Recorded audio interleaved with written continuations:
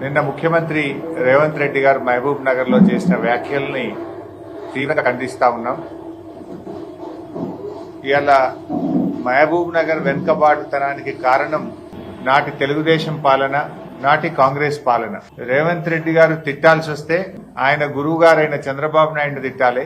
ఆయన నిందించాల్సి వస్తే తన కాంగ్రెస్ పార్టీ పాలమూరు జిల్లాకు చేసిన మోసాలను కోసం కాంగ్రెస్ పార్టీని నిందించాలి. ఆయన చంద్రబాబు పాపాలు, కాంగ్రెస్ పార్టీ లోపాలు, పాలమూరు పాలిట శాపాలు. ఈ పాలమూరు వెనుకబాటుతనానికి, పాలమూరు వలసలకు కారణమే నాటి కాంగ్రెస్ తెలుగుదేశం పాలన.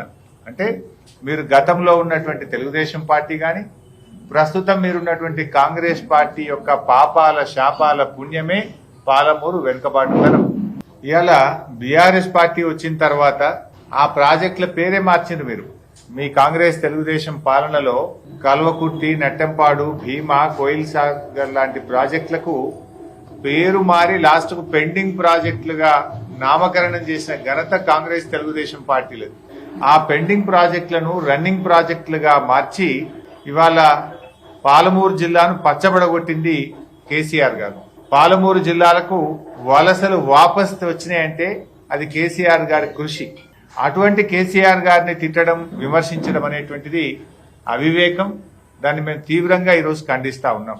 ఇవాళ నేను రేవంత్ రెడ్డి గారిని కోరేది ఒక్కటే, 2014 కేసీఆర్ గారు ముఖ్యమంత్రి గారు కాకముందు పాలమూరు పరిస్థితి ఏంది, ప్రస్తుతం పాలమూరు జిల్లా పరిస్థితి ఏంది? ఈ ప్రశ్నకు మీరు సమాధానం చెప్తే చాలు, ఎవరేందో ప్రజలకు అర్థమవుతుంది. 2014 కంటే ముందు దేశంలో అతి ఎక్కువ మంది వలసపోతున్న జిల్లా పాలమూరు జిల్లా. 2014 కంటే ముందు దేశంలో ఎక్కువ కరువు ఉన్న జిల్లా పాలమూరు జిల్లా. 2014 కంటే ముందు దేశంలో అత్యంత వెనుకబడిన జిల్లా పాలమూరు జిల్లా. ఈ ఘనత కాంగ్రెస్ తెలుగుదేశం పార్టీలది. 2014-23 మధ్య పాలమూరు జిల్లా ఎట్లా మారింది? ఇలా ఎన్ని ఎకరాలకు కొత్త సాగునీరు వచ్చింది, ఎన్ని ప్రాజెక్టులు శాంక్షన్ అయినాయి, ఎన్ని చెరువులు బాగుపడ్డాయి, ఎన్ని బతుకులు బాగుపడ్డాయి, ఎన్ని కొత్త జిల్లాలు ఏర్పడ్డాయి, ఎన్ని కొత్త రెవెన్యూ డివిజన్లు ఏర్పడ్డాయి, ఎన్ని కొత్త మండలాలు ఏర్పడ్డాయి, ఎన్ని కాలేజీలు పాలమూరు జిల్లాకు వచ్చాయి. ఇవన్నీ ఒకసారి చూస్తే ముఖ్యమంత్రి గారికి కేసీఆర్ ఏం చేసిండో అర్థమవుతుంది. ఇవన్నీ వాస్తవాలు కదా, దాచేస్తే దాగని సత్యాలు. 1994-2004 మధ్య చంద్రబాబు నాయుడు గారు, నీ పాత గురువు గారు, ఈ జిల్లాను దత్తత తీసుకొని, ఎందుకంటే నువ్వే చెప్తావు కదా చంద్రబాబు నాయుడు రాజకీయ గురువు అని, ఈ జిల్లాను దత్తత తీసుకొని 10 ఏళ్ల అధికారంలో ఉండి ఒక్క ప్రాజెక్టు కూడా చంద్రబాబు నాయుడు గారు పూర్తి చేయలేదు. ఒక్క ఎకరానికి కూడా చంద్రబాబు నాయుడు గారు నీళ్లు అందించలేకపోయినారు. పాలమూరు ఇలా కరువును తరిమింది కేసీఆర్, వలసలు వాపసు తెచ్చింది కేసీఆర్. ఆనాడు చంద్రబాబు కాంగ్రెస్ ల హయాంలో వలసలకు నిలయంగా పాలమూరు జిల్లాను మారిస్తే వ్యవసాయానికి నిలయంగా పాలమూరు జిల్లాను మార్చి చూపింది కేసీఆర్ గారు. ఇందుకు సాక్ష్యం రేవంత్ రెడ్డి గారు, ఇంకెవరో కూడా కాదు.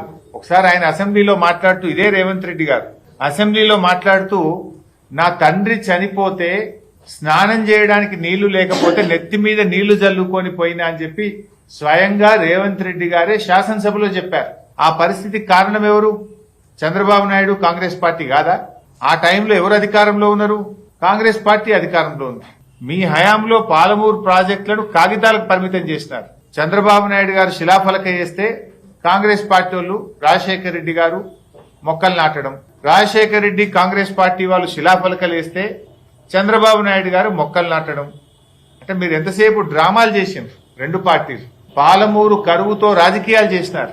కానీ కేసీఆర్ గారు పాలమూరు కరువును పారదోలే విధంగా పెండింగ్ ప్రాజెక్టులను రన్నింగ్ ప్రాజెక్టులుగా మార్చి సాగునీరు అందించారు. చెరువులు బాగా చేసినారు. ఇలా పాలమూరు ఎత్తిపోతల పథకాన్ని యుద్ధ ప్రాతిపదికన 80% పనులు పూర్తి చేసినారు.